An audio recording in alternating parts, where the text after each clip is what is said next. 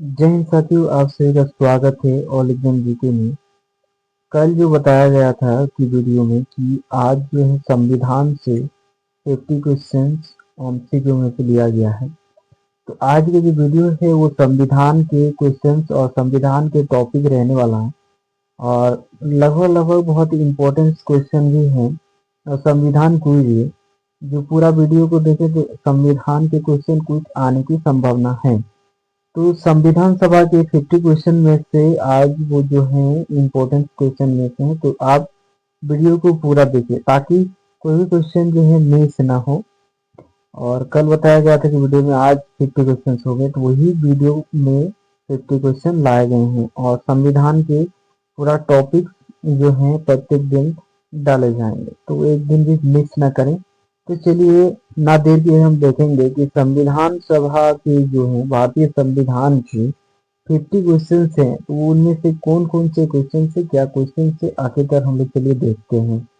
तो चलिए ना देर किए देखेंगे कि पहला क्वेश्चन क्या है। कि पहला क्वेश्चन है हमारा कि भारतीय जो है संविधान है यानी संविधान सभा जो है वो संविधान सभा की पहली बैठक जो है वो कब हुई थी। संविधान सभा की पहली बैठक कब हुई थी, तो हो जाएगा आपका ऑप्शन नंबर ए जो है आपका राइट आंसर हो जाएगा, यानी ऑप्शन ए जो है आपका राइट आंसर हो जाएगा। चलिए ऑप्शन ए यानी आपका राइट आंसर है। चलिए नेक्स्ट देखेंगे। नेक्स्ट क्वेश्चन है कि भारतीय संविधान का जनक किसे कहा जाता है। तो भारतीय संविधान का जनक जो है, भारतीय संविधान का जनक इसे कहा जाता है डॉक्टर बी आर अम्बेडकर को। डॉक्टर बी आर अम्बेडकर को भारतीय संविधान का जनक कहा जाता है। अगला क्वेश्चन है संविधान सभा के अस्थायी अध्यक्ष कौन थे। संविधान सभा के अस्थायी अध्यक्ष कौन थे, तो ये हो जाएगा आपका डॉक्टर राजेंद्र प्रसाद। डॉक्टर राजेंद्र प्रसाद जो है भारतीय संविधान के अस्थायी अध्यक्ष थे। अगला क्वेश्चन है कि संविधान संविधान सभा के अस्थायी अध्यक्ष कौन थे। संविधान सभा के अस्थायी अध्यक्ष कौन थे, तो ये हो जाएगा आपका डॉक्टर सचिदानंद सिन्हा। डॉक्टर सचिदानंद सिन्हा थे, अस्थायी अध्यक्ष थे डॉक्टर सचिदानंद सिन्हा। अगला क्वेश्चन है आपके सामने कि भारतीय संविधान कब लागू हुआ था। भारतीय संविधान कब लागू हुआ था, तो ये हो जाएगा आपका ऑप्शन नंबर सी यानी 26 जनवरी 1950 को। 26 जनवरी 1950 को। और इसमें से आपका एक कमेंट बॉक्स के लिए भी है, कमेंट बॉक्स के लिए क्वेश्चन है कि भारतीय संविधान को बनने में कितना समय लगा था और इसके को भारतीय संविधान को लेकर कितने दिनों तक बहस हुआ था। ये क्वेश्चन जो है आपको कमेंट बॉक्स के लिए रहा, ये कमेंट में बताना है। चलिए अगला नेक्स्ट देखेंगे। नेक्स्ट क्वेश्चन है कि भारतीय संविधान को बनाने में कितना समय लगा। चलिए वो क्वेश्चन जो है आखिरकार आ ही गया कि संविधान बनाने में कितना समय लगा। ये तो बहुत ही गर्व की बात है कि भारतीय संविधान को बनाने में कितना समय लगा। चलिए क्वेश्चन है आपके सामने, इसका राइट आंसर है यानी 2 वर्ष लगा था, 11 महीने 18 दिन जो लगा था इसको समय में 2 वर्ष 11 महीने 18 दिन लगा था। चलिए अगला देखते हैं। भारतीय संविधान की प्रारूप समिति के अध्यक्ष कौन थे। भारतीय संविधान के प्रारूप भारतीय संविधान जो है, चलिए अगला क्वेश्चन आ गया बहुत दूर में, देखते हैं जरा। भारतीय संविधान की प्रारूप समिति, भारतीय संविधान के प्रारूप समिति की जो के अध्यक्ष जो थे वो कौन थे, तो ये जो इसके अध्यक्ष थे ये हो जाएगा doctor B R Ambedkar. Doctor B R Ambedkar जो थे ये भारतीय प्रारूप समिति थे। अगला क्वेश्चन है भारतीय संविधान के कुल कितनी अनुसूचियां हैं, तो ये हो जाएगा ऑप्शन नंबर सी यानी 12। अगला है आपके सामने कि मूल संविधान में कितनी अनुसूचियां थी। मूल संविधान में कितनी अनुसूचियां थी, तो ये हो जाएगा 8 यानी आपका right answer option number A जो है, ऑप्शन ए आपका राइट आंसर है। चलिए अगला देखते हैं। अगला है कि किस अनुच्छेद को संविधान की आत्मा कहा जाता है। किस अनुच्छेद जो है संविधान की आत्मा कहा जाता है, तो ये हो जाएगा आपका ऑप्शन नंबर डी यानी ऑप्शन नंबर डी जो है आपका राइट आंसर हो जाएगा और अनुच्छेद 32 जो है आपका राइट आंसर। चलिए अगला देखते हैं। अगला है आपके सामने मौलिक अधिकारों का वर्णन संविधान के किस भाग में है। मौलिक अधिकारों का वर्णन, तो मौलिक अधिकारों का वर्णन जो है भाग 3 में है। मौलिक अधिकारों का वर्णन भाग 3 में है यानी ऑप्शन नंबर बी जो है आपका राइट आंसर हो जाएगा। अगला क्वेश्चन है कि भारत में वर्तमान वर्तमान में भारतीय नागरिकों को कितने मौलिक अधिकार प्राप्त है? वर्तमान में भारतीय नागरिकों को कितने मौलिक अधिकार प्राप्त है? तो ये हो जाएगा ऑप्शन नंबर जो है आपका, ऑप्शन नंबर बी जो है आपका राइट आंसर हो जाएगा, यानी ऑप्शन 6 जो है आपका राइट आंसर। अगला देखेंगे। नेक्स्ट है कि मौलिक कर्तव्यों को किस देश के संविधान से लिया गया? कर्तव्य जो है मौलिक कर्तव्य वो किस देश के संविधान से लिया गया है? तो ये हो जाएगा ऑप्शन नंबर सी यानी रूस। ऑप्शन नंबर सी यानी रूस जो है आपका राइट आंसर है। चलिए नेक्स्ट है आपके सामने अस्पृश्यता छुआछूत का अंत किस अनुच्छेद में है? छुआछूत का किस अनुच्छेद में है? तो ये जाएगा ऑप्शन नंबर सी यानी अनुच्छेद जो है 17 में आपका आता है छुआछूत। चलिए अगला है, राष्ट्रपति पद की शपथ कौन दिलाता है? राष्ट्रपति पद जो शपथ दिलाता है राष्ट्रपति को, तो वो कौन दिलाता है? ये हो जाएगा आपका ऑप्शन नंबर सी यानी भारत का मुख्य न्यायाधीश आपका शपथ दिलाता है। चलिए अगला है आपके सामने कि राज्यसभा का पदन सभापति कौन होता है? राज्यसभा का पदन सभापति कौन होता है? ये हो जाएगा आपका ऑप्शन नंबर बी जो है आपका राइट आंसर हो जाएगा, यानी उपराष्ट्रपति आपका राइट आंसर है। चलिए अगला आपके सामने नेक्स्ट क्वेश्चन है कि भारत के प्रथम राष्ट्रपति कौन थे? भारत के जो प्रथम राष्ट्रपति बने थे वो कौन थे? ये हो जाएगा आपका ऑप्शन नंबर बी यानी आपका राइट आंसर, यानी डॉक्टर राजेंद्र प्रसाद जो है भारत के प्रथम राष्ट्रपति बने थे। चलिए अगला देखेंगे। अगला है आपके सामने कि संसद के कितने सदन होते हैं? संसद के कितने सदन होते हैं? संसद के कितने सदन होते हैं? ये हो जाएगा 2 सदन होता है। संसद के 2 सदन यानी ऑप्शन नंबर बी जो है आपका राइट आंसर है। ऑप्शन नंबर बी जो है आपका राइट आंसर है। चलिए अगला नेक्स्ट क्वेश्चन आता है कि लोकसभा का चुनाव लड़ने के लिए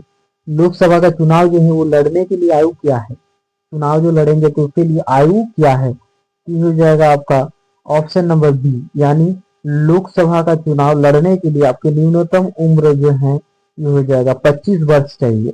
25 वर्ष आपका न्यूनतम वर्ष होना चाहिए। चलिए अगला देखेंगे। नेक्स्ट क्वेश्चन है आपके सामने।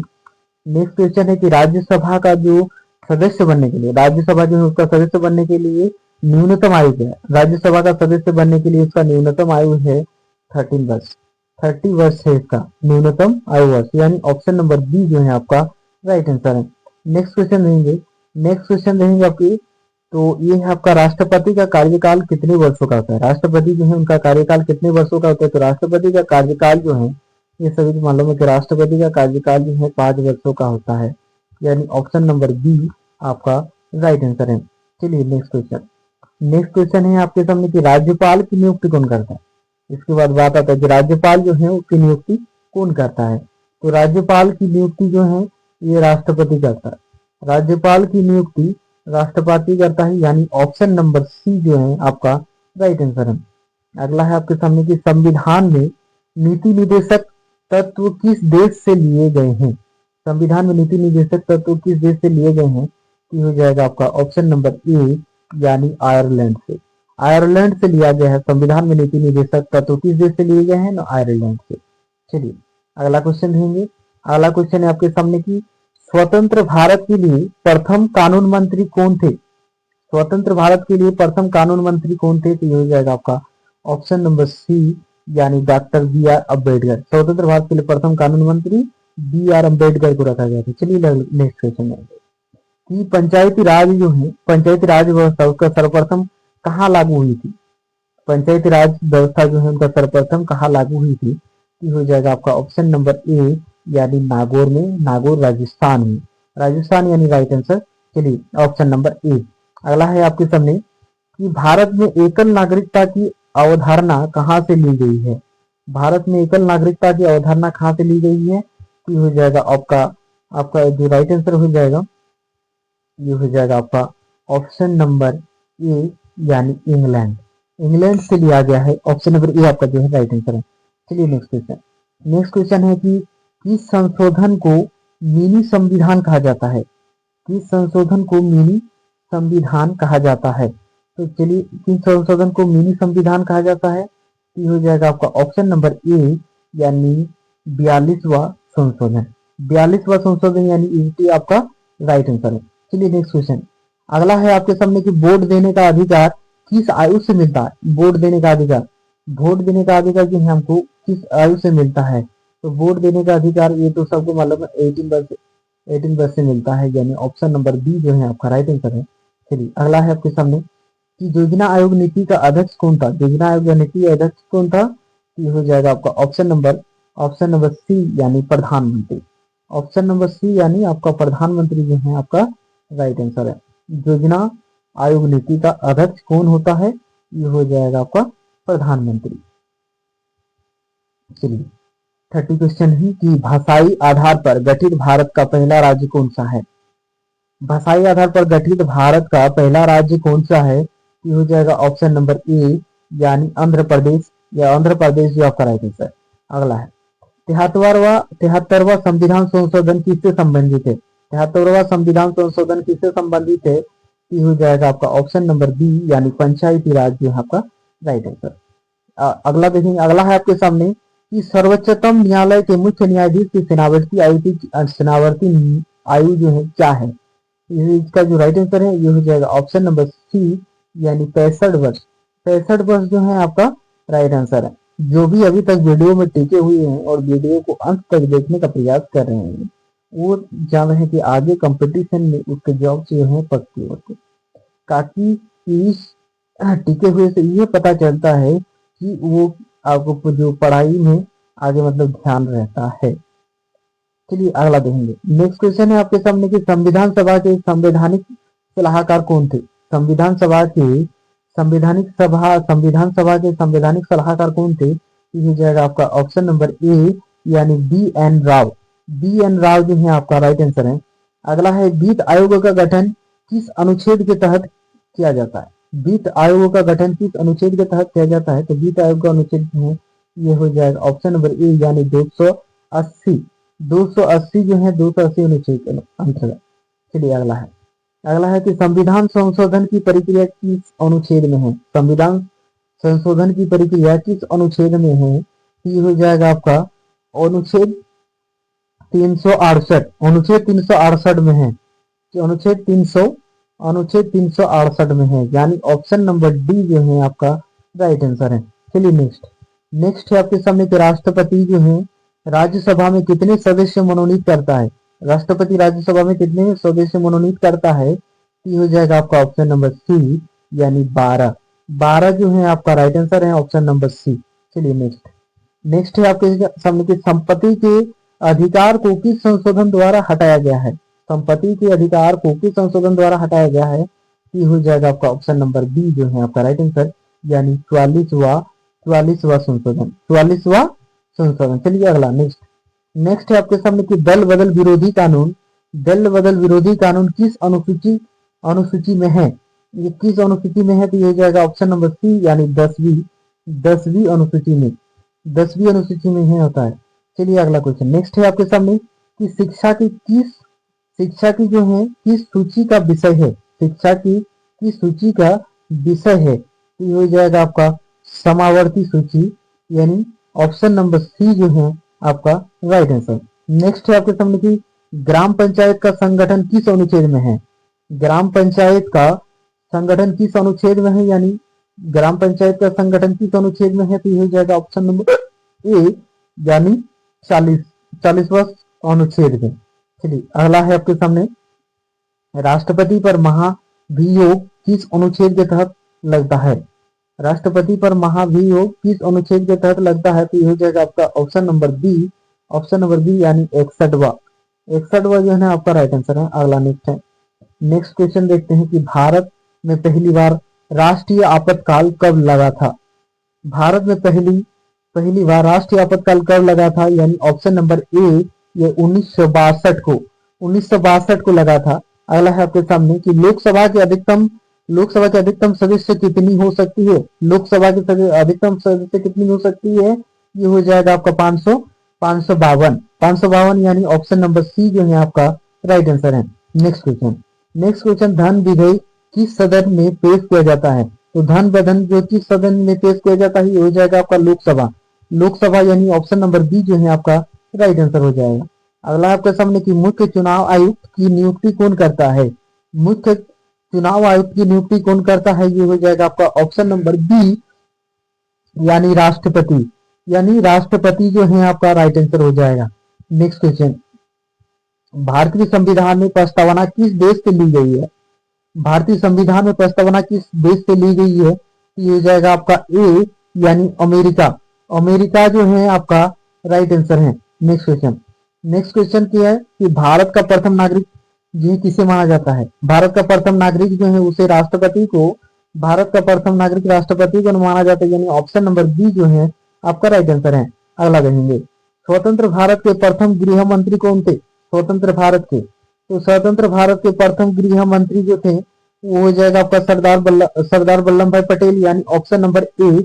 ऑप्शन नंबर ए आपका राइट आंसर, सरदार वल्लभ भाई पटेल, सरदार वल्लभ भाई पटेल जी थे। चलिए नेक्स्ट क्वेश्चन, नेक्स्ट क्वेश्चन है आपके सामने कि राष्ट्रीय मतदाता दिवस कब मनाया जाता है? राष्ट्रीय मतदाता दिवस जो है ये हो जाएगा आपका 25 जनवरी को मनाया जाता है। 25 जनवरी को मनाया जाता है। नेक्स्ट क्वेश्चन, नेक्स्ट क्वेश्चन के संविधान सभा द्वारा राष्ट्रीय ध्वज को कब मनाया गया है? संविधान सभा द्वारा राष्ट्रीय ध्वज को कब मनाया गया है?